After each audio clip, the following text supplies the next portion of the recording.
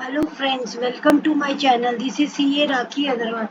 आज का हमारा टॉपिक है 80GG of the income tax act, that is HRA allowances under section 80GG। House rent allowances आप कैसे क्लेम करेंगे under section 80GG of the income tax act, क्या benefit है इसका, आज हम जानेंगे। Section 80GG is a special provision under Chapter 6A of the Income Tax Act 1961, which provides tax deduction to those who do not avail house rent allowances. 80GG का benefit chapter 6A का जो deduction है वो वही claim कर सकते हैं जिनको हाउस रेंट अलाउंसेस नहीं मिला हो एम्प्लॉयर से। अगर कोई एम्प्लॉई है और उसको हाउस रेंट अलाउंसेस एम्प्लॉयर से मिल रहा है तो वो 80GG का बेनिफिट नहीं ले सकता। To become eligible for tax deduction under this section an individual must be residing in a rented property. इस सेक्शन का बेनिफिट लेने के लिए इंडिविजुअल को रेंटेड प्रॉपर्टी में रहना होगा।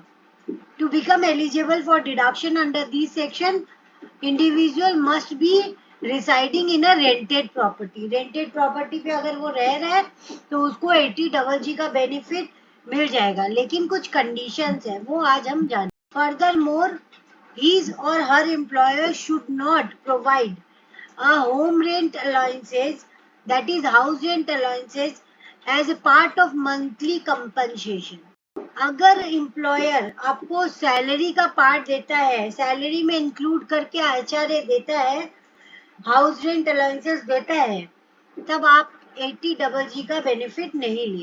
An individual should reside in a rented property and not own property in the same city to claim a deduction under 80GG. इसमें इसका कहने का मतलब ये है कि इंडिविजुअल को रेंटेड प्रॉपर्टी में रहना पड़ेगा, इवन इंडिविजुअल के पास खुद का प्रॉपर्टी है। ये लाइन हम आपको एग्जाम्पल के थ्रू समझाते हैं। सपोज आपका खुद का प्रॉपर्टी है कोलकाता में, your owned property is in Kolkata, but you went to Bangalore for doing an employee or for doing any business and you taken a home on rent and you are staying there, ठीक है, और आप वहाँ का rent पे कर रहे हो और यहाँ आपका खुद का प्रॉपर्टी है, आपके नाम पे है, आप दूसरी सिटी में बिजनेस कर रहे हैं और दूसरी सिटी में जॉब कर रहे हैं तो आपको 80GG का बेनिफिट मिल जाएगा। लेकिन अगर आप सेम सिटी में, आप कोलकाता में ही आपका प्रॉपर्टी है और कोलकाता में ही आप रेंट पे रह रहे हो, प्रॉपर्टी दूसरी प्रॉपर्टी लेके उस पे रेंट पे रह रहे हो, then you will not get the benefit of section 80GG। तो 80GG का बेनिफिट तब मिलेगा क्योंकि आपका property is in Kolkata. You went to any other state for doing job और doing business, you reside there on a rented property, and if you are a salaried employee and your employer is not giving you an HRA, at that time you will claim 80GG. Thus, if an individual is a business owner, or he or she will be eligible to claim for tax deduction under this section.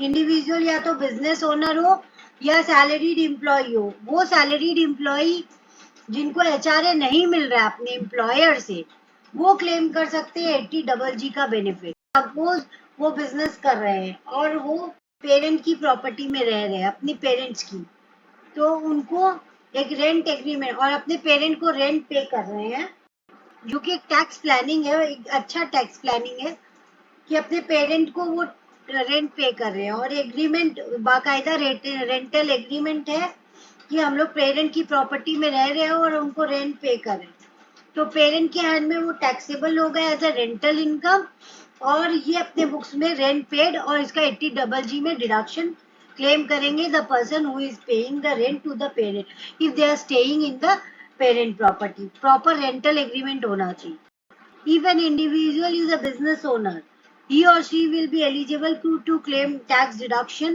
under this section. Individual residing on their parent property which they own are also eligible to claim deduction under section 80GG.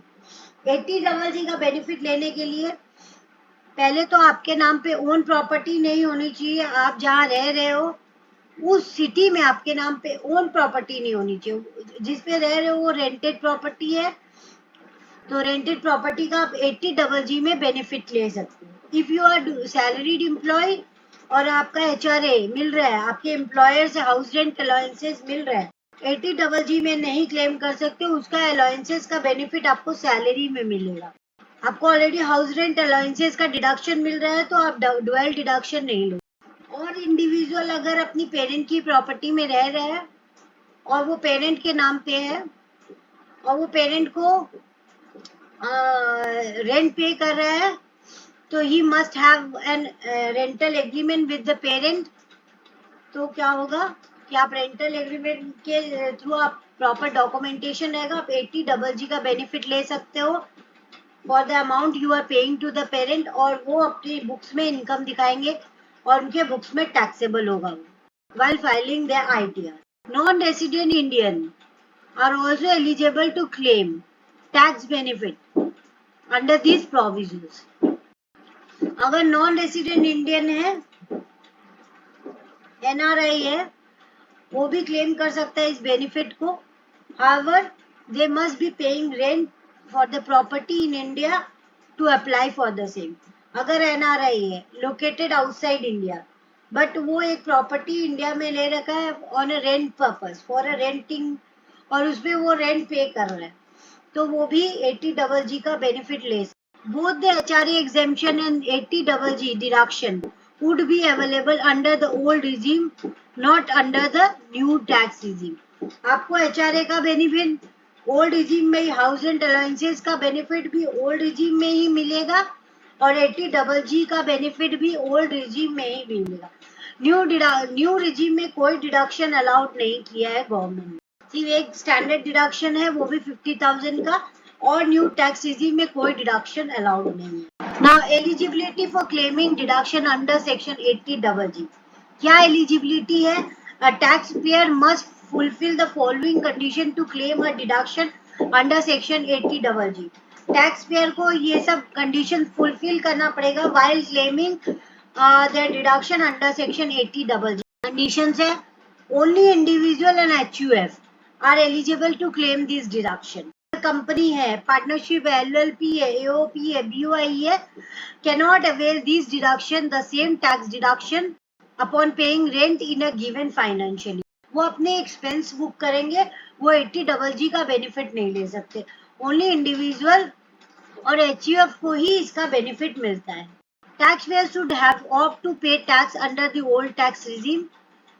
इसका benefit लेने के लिए tax payer को old tax regime में opt करना पड़ेगा, because he should not opt to move out of the applicability of section 115 BIC 1A। मतलब कहने का मतलब क्या है कि वो न्यू रिजीम को नहीं सिलेक्ट करे, अगर उनको 80GG का बेनिफिट लेना है उनको ओल्ड रिजीम सिलेक्ट करना पड़ेगा, क्योंकि बेनिफिट सारा ओल्ड टैक्स रिजीम में। During that financial year, for which financial year they are claiming 80GG of the Income Tax Act, taxpayer does not receive HRA from an employer for that period. मतलब HRA से taxpayer को कोई भी house rent allowances नहीं मिला हो, तभी वो 80GG का बेनिफिट ले सकता है। अगर उसको HRA मिल गया as a part of salary, then he will not able to claim, he or she will not able to claim the benefit of 80GG. The HRA component should not form part of your salary. Some of the companies, mid-size or small companies, they are not paying house rent allowances to their employee. For that, अगर उसको उनको उस employee को HRA नहीं मिला अपने employer से, तो वो 80GG का बेनिफिट ले सकता है अगर वो रेंटेड प्रॉपर्टी में रिसाइड करता है। In case tax payer own any residential property at any place for which his or her income from the house property is calculated under the applicable section as self-occupied house property, no deduction under section 80GG is allowed. अगर tax payer के पास own property है in the same state और वो taxable है under as self-occupied house property, is in the name of the taxpayer, और वो calculated under the applicable section as self-occupied house property, तब 80GGB का benefit वो नहीं ले सकते, बिकॉज अगर इंडिविजुअल है, इंडिविजुअल या उसकी वाइफ या उसका child, any of the having their property in the state where they are residing, even they are residing in their own property is there, even in the name of their child, even in the name of the my wife, or even in the name of spouse, किसी के भी नाम पे अगर property है और they are staying in the same state on a rented property and they are paying rent, then they will not able to claim 80GGB benefit. But if they are having a property in any other state, but they are doing job or business in another state, like if they have a property in Kolkata and they stay in Bangalore on a rented property, then they will be able to claim the benefit of 80GGB. Taxpayer will be required to form file 10BA with details of the payment of rent. In order to claim this deduction 80GGB, before claiming this deduction, they have to file a declaration to the income tax department in form 10B. We are residing in a rented property. You have to give the details of the landlord, details of the what the amount you are paying to the landlord along with the rental agreement, and you have to declare that I didn't own any property in the same state where I am paying the rent, or you have to also give the declaration that I am not receiving any HRA from my employer. So if taxpayer rent amount exceed 1 lakh per annum, he or she will have to submit the PAN card of the owner to claim the deduction. Suppose he is paying a rent during the financial year of rupees 1,80,000. So it exceed 1 lakh. If the amount exceed 1 lakh during the financial year per annum, then the taxpayer will have to submit the PAN card of the owner. Properties owner का pan card आपको जमा करना पड़ेगा to claim the deduction. और ये भी है कि उनको हाउस रेंट अलाउंसेस कहीं से नहीं मिला हो. Even he switch the job from one job he is getting from previous employer, he is getting the HRA, and from the current employer he is not getting the HRA.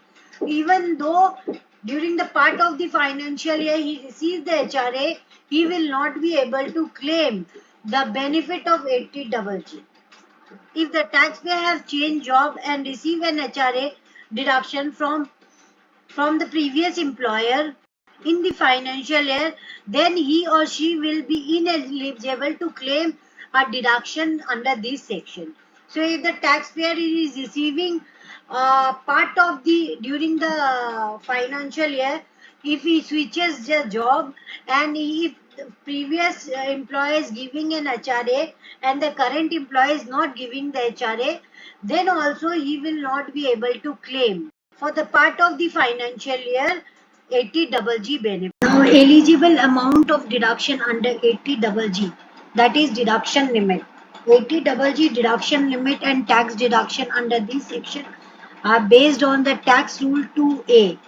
As per section 1013A, the list amount of the following calculation is considered as a non-taxable income. 1013A के हिसाब से तीनों में से जो कम होगा उतना आपको 80GGB में डिडक्शन मिल जाएगा. क्या है criteria?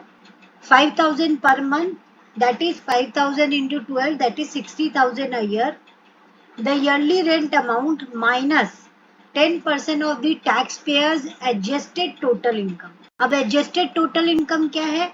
Adjusted total income means excluding long-term capital gain, short-term capital gain under section 111A and income under section 115A or 115D and before claiming deduction under 80C to 80U and also before claiming deduction under section 80GG. उसका 10% मतलब yearly rent जो आप पे कर रहे हो उसमें से 10% of the adjusted total income आप माइनस करोगे जो बचेगा. Third criteria 25% of the adjusted total income for a year. इसको एक्सप्लेन करते हैं with the help of example. So this concept is explain with the help of example. Suppose adjusted total income 4 lakh है.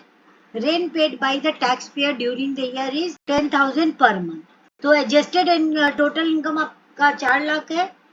आपको lower of the following ये तीनों criteria में से जो लोअर होगा उतना आपको डिडक्शन मिल जाएगा. जैसे 5,000 पर मंथ तो 5,000 इंटू 12 60,000 हुआ. द ईयरली रेंट आप ईयरली रेंट 10,000 पे कर रहे हो तो ईयरली रेंट ये 10,000 into 12 minus adjusted total income का 10%. तो इन this case adjusted total income is 4 lakh. तो 4 लाख का 10% दैट इज 40,000. तो 1,20,000 माइनस 40,000 बिकम्स 80,000 और 25% ऑफ द 4 लाख. तो 25% 4 लाख का हो गया 1 लाख. तीनों में से जो कम है, तीनों में से जो लिस्ट ऑफ द फॉलोइंग है जो कि 60,000 है उतना आपको डिडक्शन मिल जाएगा. So in this case taxpayer avail the benefit of 80GG up to rupees 60,000. Thanking you for watching my video. If you like, please share, subscribe.